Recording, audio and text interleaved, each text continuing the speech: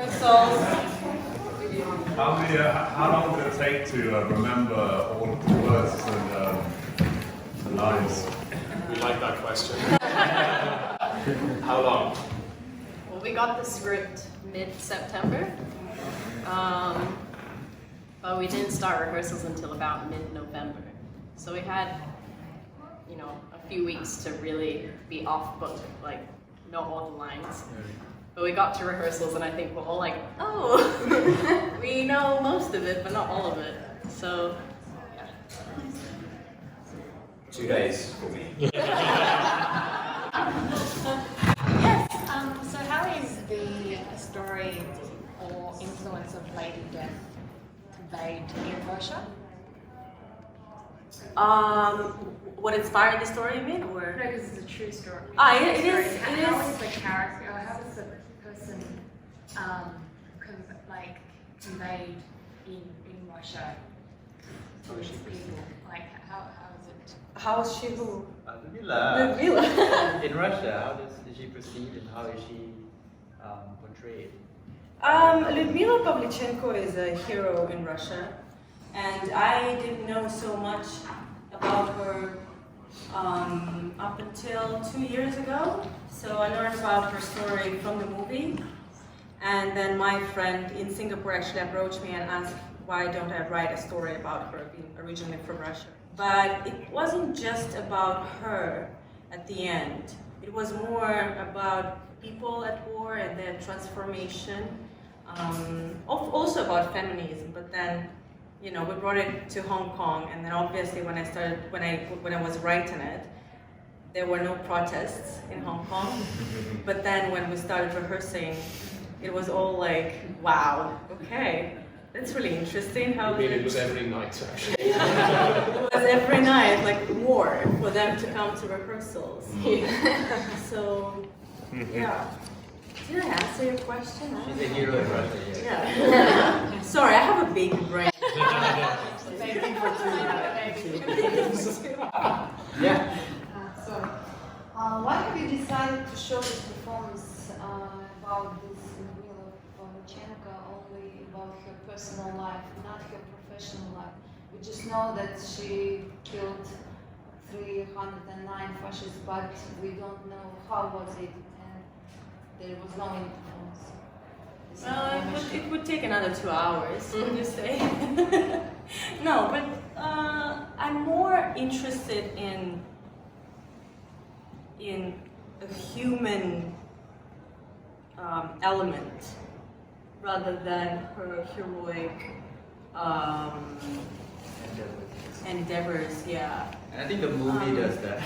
Because it's a movie where, There were many things I wanted to show about her, but I think what we picked is that I wanted to show her as not only as a soldier, but also a woman, a friend, a mother, and that's what I was curious about.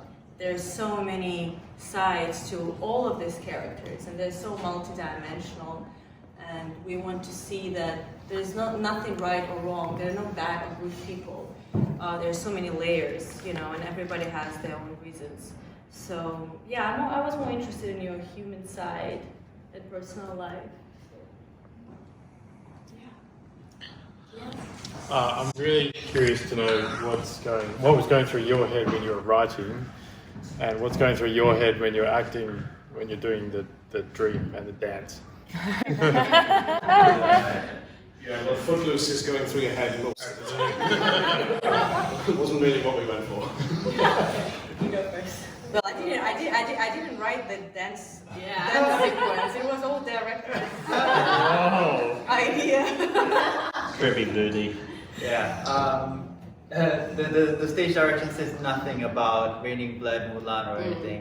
But I just read it and go, okay, she's sleeping in field training and she gets woken up. And it's a story about her desires, this woman. So I thought, okay, what are her fantasies? And these would come in her dreams.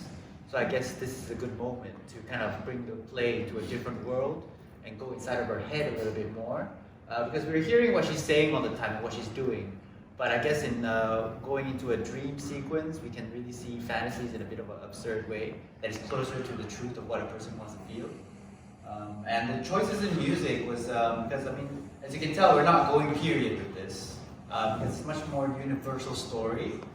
So we're trying to make it as contemporary as it is because the story still resonates, I hope. I hope we don't ever have to do a play that women have to prove themselves in the world. Yeah.